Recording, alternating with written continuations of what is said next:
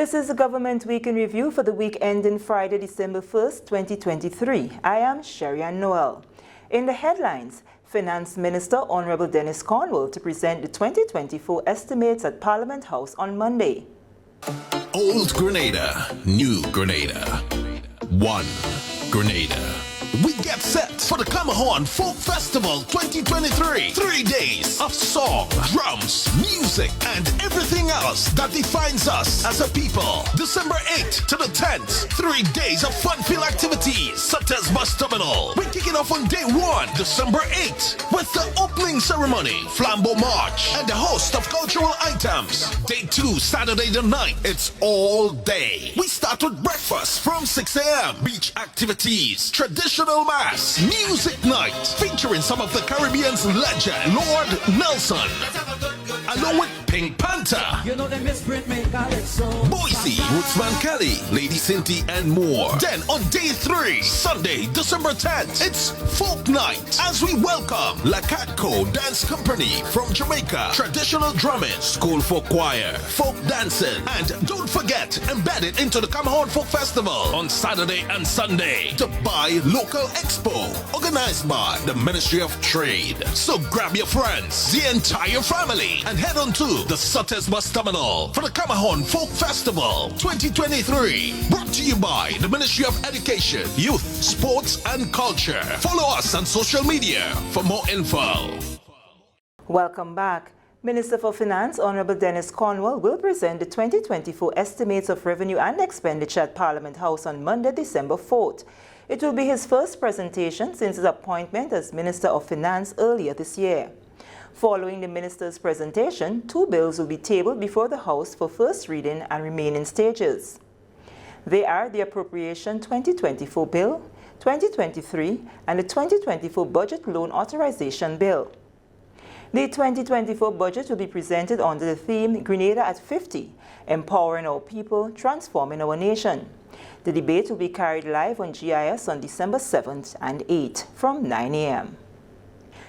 The Government of Grenada, through the Grenada Office of Creative Affairs, is making available 2 million EC dollars for people in the creative industry to be able to access finance for their ventures. This with the launch of the Cultural and Creative Industries Business Development Fund in partnership with the Grenada Development Bank. $1 million has been set aside for the purpose of loans and $500,000 each for grants and business support vouchers. This is a fulfillment of a promise to ensure access to financing for creatives, a need which was recognized at the first Creative Symposium held at the Radisson Resort earlier this year. Mr. Orlando Romaine, advisor with responsibility for creative economy, says they will begin accepting applications from Monday, December 4th, and loans will be disbursed from January 2024. The application process will take between 2 to 3 weeks. Mr. Romaine gave a breakdown of how the funds will be disbursed. This Business Development Fund is broken up into 3 components. The first being a concessionary small loan, soft loan, which is targeted at businesses that are solely for profit. The initial interest rate is 2% with a maximum amount of $50,000. The second component is a grant, which is tailored towards the not-for-profit organizations, the dance associations, the music associations, the theater companies that aren't really in the business solely for profit making, but do provide a significant social good and needs resources to ensure that they can enhance the delivery of their services. And the third component, which I'm very interested in, is the business support voucher. We recognize that a lot of persons will have ideas. They have creative talents, but they have absolutely no business skills. They may go to a bank and the bank will say to them, you need to do a business plan. They don't know how to do the business plan and they have no financing to hire somebody to do the business plan. This particular business voucher is designed to address those particular needs so that persons who have the ambition to start creative businesses can have a starting point to work from with the professional development of business plans. For those who already start businesses, they can use this voucher to improve on the operational needs and or marketing. Minister for Creative Economy, Honorable Lennox Andrews, reminded of government's commitment to develop the country, with people being at the center of that development. We must see our people in that development process from two angles. The first is that our people must be the object of development, which means that all development benefits must fall and all development must be for them. But secondly, and very importantly, our people must be the subject of development, which means that they must take charge. They must be consciously involved in the development process, and they must lead and direct and manage and control and take charge of that development process. In fact, know that we are approaching independence.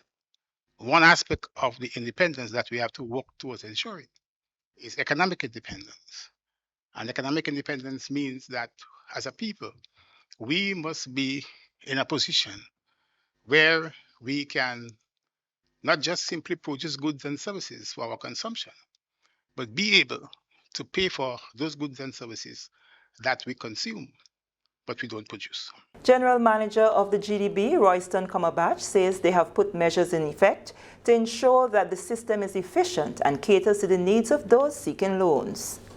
This program sits bang in the middle of what the GDB have actually set out to do, to provide, financial services for persons who may not ordinarily get loans from commercial banks. And as Orlando said earlier, I think what happens is that some of the persons in the creative industries, maybe the commercial banks, don't even really understand what they do, right? So we see this as really an opportunity to partner with the Office of Creative Affairs. And we have been having lots of discussions around exactly how we're going to do it. And internally, I've been having discussions with my team to make sure that the process is actually streamlined and that when persons actually come to the bank, persons don't get frustrated. So the aim is that persons will come, they will apply, they will come with all the documents, of course, and that it will be a very streamlined approach. To continue on the path of providing access to water in Grenadian households, members of the Lower House on Tuesday passed the National Water and Sewage Authority Amendment Bill 2023. The bill seeks to amend the National Water and Sewage Authority Act so that unpaid water and sewage rates and charges are no longer a lien against the premises in respect of which the debt is incurred. The bill does not address the issue of land ownership, but the right to water access, and supports the St. David pilot program WASH, Water Access Sanitation in Homes. The WASH program will give access to water in homes by 2027. MP for St. George North East, Honorable Ron Redhead, presented the bill to the Lower House this week, saying that regardless of ownership, a citizen can apply for water connectivity, a very crucial step in helping families to access water. Mr. Speaker, the reason why we must amend this act is that the government of Grenada has embarked upon a joint initiative with an entity called Nation Builders. That initiative is known as the WASH program, which aims to provide every household in Grenada with access to clean running water and adequate sanitation facilities by year 2027. The reality is, Mr. Speaker, 98% of Grenada is with a water connection. And if we are aiming by 2027 to achieve this full, absolute connection, we believe this is something that is credible. We believe that this is something that we can do. So for us to achieve the goal, to have all homes with a running water connection, regardless of whether the occupants of the home are the legal owners of the premises, we need to amend Section 35, subsection 4 of the Principal Act, which prevents the objective altogether. Prime Minister Honorable Deacon Mitchell gave his support to the bill by expounding on the statistics provided by MP for St. Andrews Southwest, Honorable Lennox Andrews. The Prime Minister said that there will be more positive outcomes from the passing of the bill. Mr. Speaker, in life we always have to balance risk and benefit. And so the question I think we have to ask is, do we believe the risk of ensuring that NOASA can have this particular enforcement method outweighs the benefit of ensuring, using the statistics provided by the Honorable MP for St. Andrew Southwest, that you probably have as much as maybe 30,000 persons who more likely than not do not have access to indoor treated running water and who therefore are forced to rely on pit latrines. We're ensuring that we remove one more impediment to them having access to running water so that we can have bathrooms, indoor toilets, is a greater good. The bill also received support from MP for St. Andrew Northwest and Carriacou and Petit Martinique. This bill will give the homeowners access to water where they will be responsible for paying their own bills. So the bills would not be given, to the homeowners because it's on my name. So the bill will say Delma Thomas, whereas the homeowner will be John Doe. So Delma Thomas will be responsible. So if I'm renting and I refuse to pay bills for 3 months and I'm removed from the property, the owner of the property, who is Ron Redhead, is not expected to pay that bill. Now I will have to hunt me down to ensure that Delma Thomas pays her bill. And so we support this bill where every individual, whether you're rich or you're poor, will have access to pipe-borne water in their homes. I'm proud to be part of this administration that is piloting this bill, that is bringing this bill to this honorable house so that our people can have access to clean, quality, running water, Mr. Speaker, and to address some of the challenges that they're facing. This is a Government Week in Review. We take a break. When we return, Dominic Jeremiah spends first day on the job as Chief Education Officer. Minister for Finance, Honorable Dennis Cornwall, will present the 2024 Estimates of Revenue and Expenditure at Parliament House, Mount Weldale on Monday, December 4th, 2023. Join the Government Information Service live from 8:30 a.m. on Channel 22 and its social media pages as hosts Randall Robinson and Austin Crosby discuss the government's achievements over the past year. At 9 a.m., the Honorable Dennis Cornwall will begin his budget presentation under the theme Grenada at 50, Empowering Our People, Transforming Our Nation. Debate on the budget will be held on Thursday, December 7th and Friday, December 8th, and will also be broadcast live on GIS from 9 a.m. on both days. The public is also invited at the Parliament House to witness the proceedings. Welcome back. The Ministry of Education welcomes new Chief Education Officer and stalwart educator Dominic Jeremiah as he bids farewell to the Presentation Brothers College to accept his new role at the Ministry of Education. Details in this report by Annette Moore. Former long-standing principal at the Presentation Brothers College, Dominic Jeremiah, is now the new Chief Education Officer at the Ministry of Education. Jeremiah, whose career in education spans more than 40 years, took up his new position at the ministry today, Friday, December 1st. So far, the welcome to the Ministry of Education has been extremely warm and cordial. And of course, taking on this new responsibility, this new role, I am learning. I'm learning at the feet of everybody, ensuring that I, first of all, meet the staff here. I have always had tremendous respect and admiration for the staff here and the work that they do. Jeremiah had initial meetings with the Permanent Secretary Elvis Moraine and the Senior Administrative Officer and former Acting Chief Education Officer, Alana Felix Roberts. The CEO says he's taught at the primary, secondary and tertiary level, having taught in both Grenada and the United States. And I've been a principal, of course, for close to 22 years, moving up the ranks from a regular teacher to head of department, vice principal, and principal for almost 22 years. The former principal says parting with the Presentation Brothers College was emotional as he broke the news of his departure to the school board, students, and staff. However, He notes that the support was overwhelming, knowing that he would be better positioned to reach the wider school population nationwide. I was pleasantly surprised by the overwhelming support that even the students themselves and the blessings and the expression of goodwill on their part, knowing fully well that I would be leaving soon. You know, a lot of them came up to me and expressed congratulations and so on. So I want to thank them for that. As the new incoming Chief Education Officer says, the first order of business is learning everything necessary to function at an optimal level and to ensure that students remain at the heart of his contribution. First of all, I want to spend my initial time at the ministry understanding the systems and the processes that are currently at work.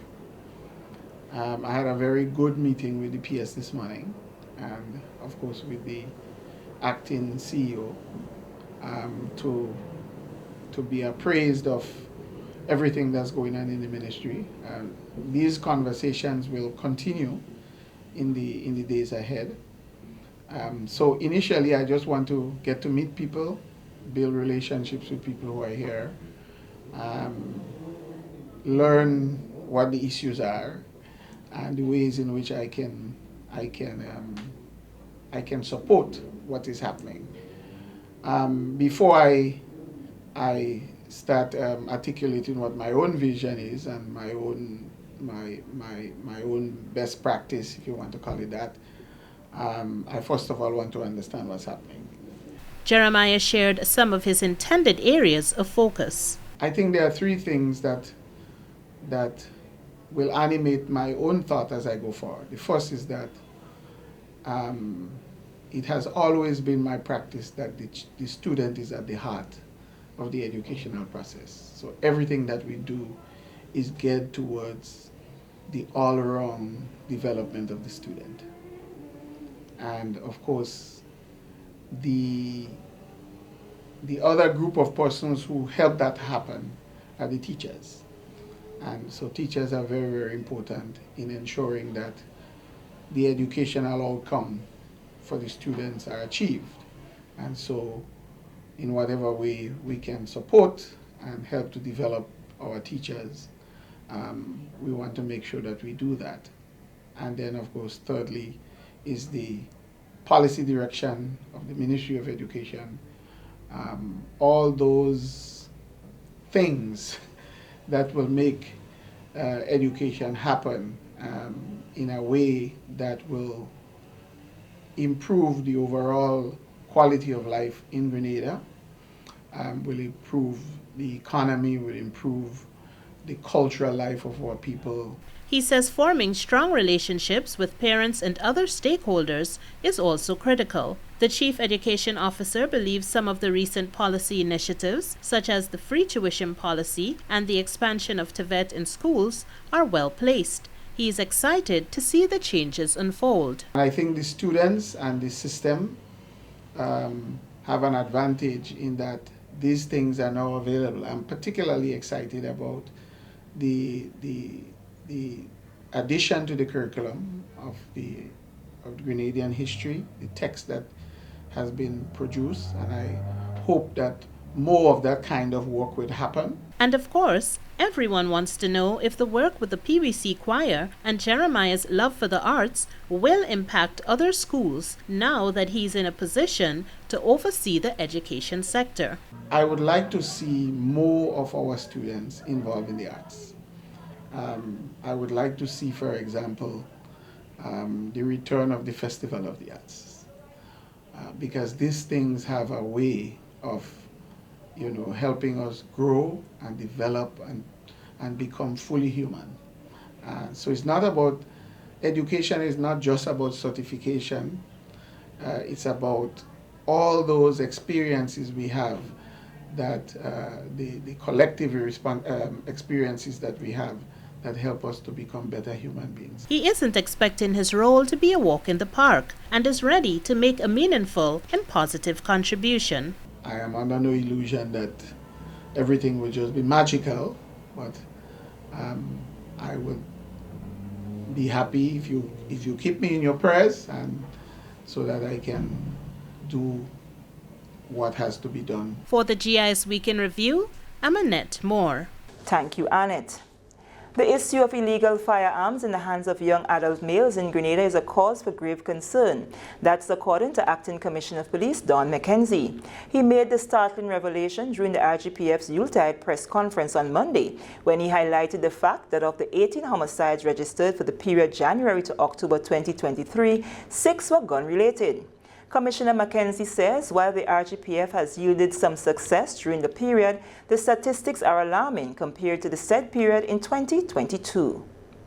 On Saturday, the 25th, a house search was carried out in the north of the island. During that search, 5 illegal firearms with over 200 rounds of ammunition were seized. 1 male custody. 1 male is in custody regarding same. We have seen for 2023 thus far, we have seen a significant increase in seizures of firearms. In 2022, there were a total of 12 firearms being seized. Thus far, 2023, that number is in excess of 45. The question is, and what we must ponder, clearly the RGPF, it's not a lack of effort. We seized over 300% as compared to last year. The unfortunate thing is we do not know for a fact whether these seizures leads to a reduction of firearms within our society, because clearly you can seize 45, but if 90 came in as a country, we know we're better. Commissioner McKenzie says there is clearly a thirst for firearms, and he looks forward to the time when these incidences will be lessened. I think what is happening within our neighboring countries, meeting my counterparts, it is a viable business now for some countries to export weapons to Grenada. In their country, it is plenty. The price is down. In Grenada, it's a fair price. They consider it a fair price. And Grenadians seems to think that, and I appeal to a lot of our men. I mean, there are people who is going to be, they use firearm as part of their trade. But there's also a number of others that think that having a firearm add to that macho feeling. I would say to you that the final determination as to who is destined, who a bullet is destined for, is very transactional. Today, you might be the holder of the firearm. Tomorrow, you might be on the other end. After careful review, the local organizing committee has agreed to further engage stakeholders to make it more convenient for the sale and purchase of tickets for the Character Games 2024. Only 2 ticket outlets were named during the official launch held at Olympic House just over a week ago. Claudia Francis, treasurer of the local organizing committee for the Character Games, gave an update on the additional outlets where tickets can be purchased. We are using the Go to Fet site, and the box offices that can sell you tickets through the Go to Fet sites are Grenadian Optical, both Melville Street and the Spiceland Mall. We have the St. David's Pharmacy. We have Carriacou. There are 3 outlets. We have Carriacou in Grenville, catering to the St. Andrews and environs. We have Sates and also Guave. Okay. So patrons in the outer parishes? Patrons in the outer parishes can access tickets through those outlets. Mm-hmm. Any other?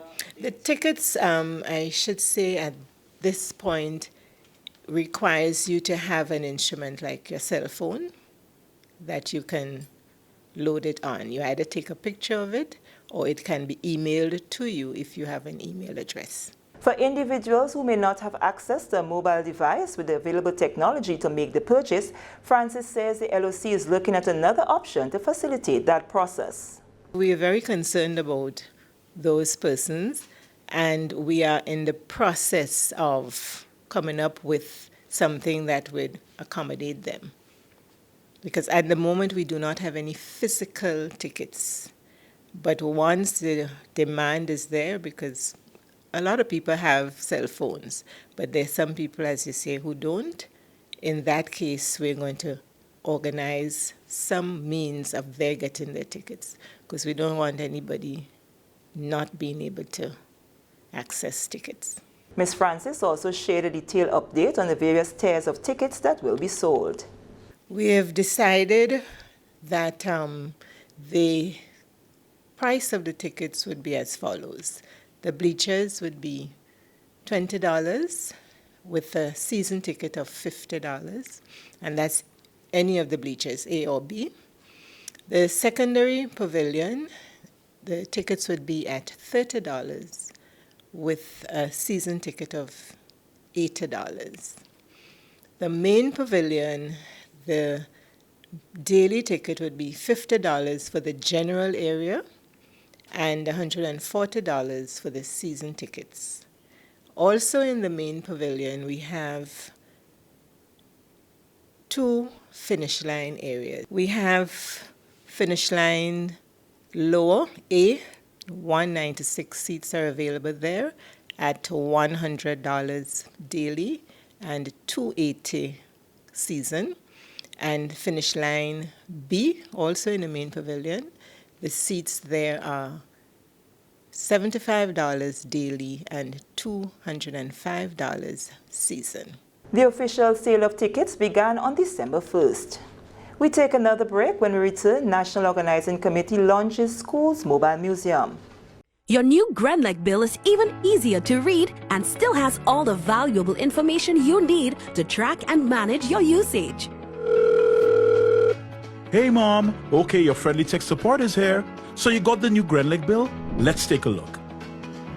The new bill makes it even easier to see your bill total, the due date, and much more. And take a closer look. It actually is a lot easier to understand. Let me show you. You can still see exactly what the charges are for, but in a great new format, it even shows how the cost of generating and delivering the electricity to you is calculated using your actual usage. Anyway, look who says hi, and see you soon. Your new GREN bill, easier to understand and easier to track your usage. Welcome back. The National Organizing Committee, charged with the responsibility of promoting and executing the activities that will mark Grenada's Golden Jubilee on February 7, 2024, has officially launched its second project, the Schools Mobile Museum, since the official launch of the 50th anniversary celebrations on October 31st on the Carriacou. The aim of the Schools Mobile Museum is to foster deeper understanding and appreciation of our island's history among the nation's students.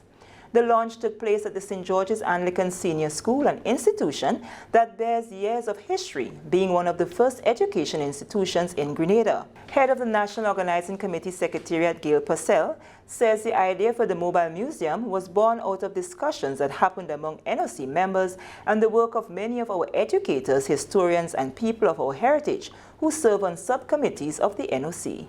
Our aim through this initiative is to nurture knowledgeable, engaged, and prideful citizens. Those are big words, but we want you, our young people, who are our future, to have the knowledge of where you came from. And we want you to be engaged in that history. We want you to learn that history, and we want you to live it. And we want you to exemplify pride when you talk and you think about our history. So that's what this project is all about. So you are our citizens of tomorrow, and you will be the ones who are our children of today who will be informing the citizens of tomorrow. So you play a very important role. You are the center of what has to happen. The mobile museum, she says, is a unique traveling exhibition that will be installed in schools throughout the state. So the exhibit will have panel information on Grenada's pre-independence and post-independence periods, including discussions about our leaders. So you'll learn about your prime ministers, your governor generals, and some of our traditions, and significant accomplishments that we've had over the years. So you students, you are encouraged to read and learn from the facts and narratives and share them. Don't just keep the information to yourself. When you engage with your particular mobile museum in your school, take the information home, share it with your parents, tell them what you've learned. Your brothers and sisters, they may be in other schools, or they may be older and have already left school. So it's an opportunity for you to take what you learn and share it with others. Principal of the school, Nigel D. Gale, expressed his gratitude to the NOC for choosing his institution to launch a project that he considers is one of greatness in an institution of greatness. The primary school of Tubal Uriah's Buzz Butler, who was jailed in Trinidad for fighting for workers' rights, like Mandela on an island for about 7 years. We remember Tubal Uriah's Buzz Butler, who was a student right here. We also remember architects of the revolution like Bernard Code, of course. We remember doctors like Beverly Nelson, Dr. Marisho and others. And of course, many of the outstanding sports people and politicians like Peter David come right down to Nigel D. Gale. This school is a school of history. Because of the Anglican Church, education of poor people and slaves began in around 1823. And the Anglican school in St. George's was a place where youngsters were taught. And it became Heinz School later on. So this is the first institution of learning in Grenada. In endorsing the official launch of the Mobile Museum, Deputy Chief Education Officer with responsibility for schools administration, Katian James, says the Ministry of Education, Youth, Sports and Culture is very pleased to align itself with the launch of the NOC's Mobile Museum, a vision to which resonates deeply with the commitment to holistic education. The collaboration between the Ministry and the 50th Anniversary Planning Committee is one that is more than just an event. It is a celebration of our shared history, a journey through the heart of Grenada's cultural tapestry, and a step towards a future where our identity, pride, and patriotism are interwoven into the fabric of our education system. The Jubilee celebrations is guided by the theme, One People, One Journey, One Future. In related news, the Mobile Museum is much more than just a physical exhibit, as the National Organizing Committee has plans to officially launch an inter-school competition in early 2024. One that head of the Secretariat, Gail Purcell, says will enable the students to bring out their creative ideas. This is the part where you guys get to get active and you start to take what you've learned from the museum and you start to put it into action, and you become the change makers, you become the teachers. Take the information you've learned and now you express it in your own exhibition. And that is going to be a little competition between schools, which is fun, because I'm sure you all enjoy competition, right? The teachers, she says, will be guided on the process involved, and a financial stipend will be given to each participating school to assist in the purchasing of the raw materials that will be needed to execute their project. We want you to get your creative juices rolling for this project. And as your schools, you'll come together in small groups and you will make your own historical display. And that historical display can be about anything about independence. It can be about your school, which is so rich in history, and you can share that information. And then we're going to be going around and we're going to judge the different exhibitions that each school presents. And from there, we will lay out who we think are the top schools. But we're going to support you in this journey, and we will be providing each participating school a starting fund of $500 to assist with developing your project. So that will allow you to buy crafts and material and different things to build your project. Phase 2 of the project, she says, will culminate with a public display and showcase of all the various displays. The final component for the schools in the project will be to create a podcast to share what they have learned throughout the process along with their public speaking skills. Keen and intense rivalry is expected in the coming week as the final of the Star Mall Secondary Schools football tournament. Details in this report from Karine Moraine Alexander. Now that the Power 8 knockout competition phase of the Star Mall Secondary Schools football tournament has ended, with McDonald College crowned champion, all eyes are set on the big finals. Boca Secondary School, who was defeated by McDonald College in the knockout finals, is the defending champions. They are looking to redeem themselves to retain the title by winning the overall competition. The finals of the Star Mall Secondary Schools football tournament takes place at the Kirani James Athletic Stadium on Wednesday, 6 December 2023, with an opening ceremony at 10:30 a.m. The junior boys will start the ball rolling with Happy Hill Secondary School versus St. Andrew's Anglican Secondary School SAS, facing off for the title at 11 a.m. SAS and St. Joseph's Convent Grenville will fight for supremacy in the girls' division at 1 p.m. Then at 3 p.m., the ultimate showdown where McDonald College and Boca Secondary School will once again go head-to-head, this time for the senior boys title. McDonald College win last week will boost their confidence going into the finals, so Boca Secondary School will have much to prove as defending champions. The public is invited to come out in your numbers to support your favorite teams and the future of Grenada football. I am Karine Moraine Alexander reporting. We take our final break. When we come back, Business Environment Workshop looks at creating a more conducive environment for business.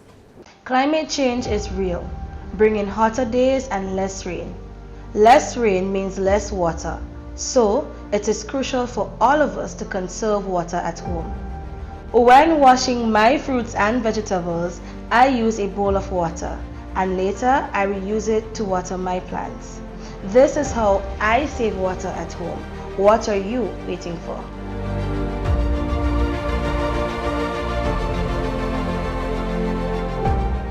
The USAID and the International Development Group hosted a Business Enabling Environment Reform Stakeholder Workshop this week to discuss the implementation of a 2-year activity aimed at improving the business environment, making it more conducive and resilient for economic growth. The $2.65 million activity, which has 3 major support areas: business enabling environment, capacity building and innovation, and digitalization, will accommodate 3 countries, including Grenada. Government officials, USAID and IDG officials, private sector representatives, and other invited stakeholders were at Royalton, Grenada. Chief of Party for CBER, Mr. Lon Gashi, spoke of the project's objectives. CBER has 4 interrelated objectives. The first one being to improve the regulatory climate for resilient businesses. The second one to reinforce and support the government capacity to implement these reforms. And then to establish a meaningful debate and dialogue between the public sector and private sector in relation to the business enabling environment reforms. And finally, to bolster resilient private sector development overall. The project has 6 result areas. Grenada has selected a total of 3: access to electricity, access to finance, and renewable energy (PPD) events. Minister for Mobilization, Implementation and Transformation, Honorable Andy Williams, said the government of Grenada is grateful for the opportunity of participation. My government welcomes this opportunity to collaborate and sees this as an opportune time to improve our business and our business enabling environment. By building strategic partnerships, we can leverage the collective strength of our business community, public sector, and the expertise and resources that USAID and CBER brings to forge a path toward inclusive growth and sustainable development in Grenada. The MIT minister also noted that the government's transformational agenda is harmonious with CBER's key result areas. As Grenada continues to rise above the challenges of increasing energy and food prices, my administration remains keenly focused on advancing our transformative agenda for the benefit and upliftment of the people of Grenada, especially as we celebrate our 50th year of independence. As such, I am particularly pleased to note the high level of harmonization between the government of Grenada's transformation agenda and CBER's key result areas. The Grenada Tourism Authority GTA has awarded the top 5 students in the Tourism Awareness Month essay writing competition. The competition, which was open to secondary school students in Grenada, was held as part of GTA's Tourism Awareness Month celebrations, which take place in November each year. The students were engaged on the topic key ways in which investments in the tourism sector can be used to promote connection with people and the community. The ministry held a prize-giving ceremony for the top 5 performers. Shamar Maras from the Presentation Brothers College penned the winning essay, Anelia Isaac of the Anglican High School and Yashika of St. Mark's Secondary School captured the 2nd and 3rd positions respectively. Permanent Secretary Marina Jassime spoke to the awardees, encouraging them to see the tourism sector as one that is filled with many opportunities and possibilities. Tourism is a very key sector, contributing over 30% to GDP. So why are not more young Grenadians, male, female, choosing to advance their professional career in that sector? That is how I left that meeting. And so when I came back to the ministry and listened to Ms. Julian about the number of essays received, I was encouraged. Minister for Tourism Honorable Lennox Andrews says he's elated with joy as he sees the next generation of leaders in the tourism sector.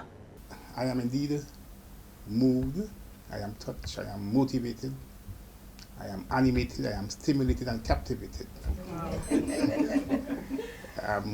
In fact, I feel rejuvenated by your demonstration of focus and readiness and preparedness to organize yourselves so as to take up the mantle of leadership and of direction and of control of our country's resources and of our country's people and of our country's direction. Minister Andrews said he was impressed by the reports given to him of the level of competence and critical thinking skills of the essays submitted. I have every confidence in you, young ladies and young men. And from the report I got, from the quality of your writings, the vision that you have, even at a very young age, that there is nothing really to stop you. Once you put your minds and your heart to it, and of course, once we, from where we sit here, provide the proper guidance. Overall, the ministry received a total of 32 essays with entries from 7 schools. The top 3 awardees received a cash award certificate of recognition and a gift bag compliments the GTA. And with that story, come to the end of the government's week in review for the week ending December 1st, 2023. I am Sherry Ann Noel.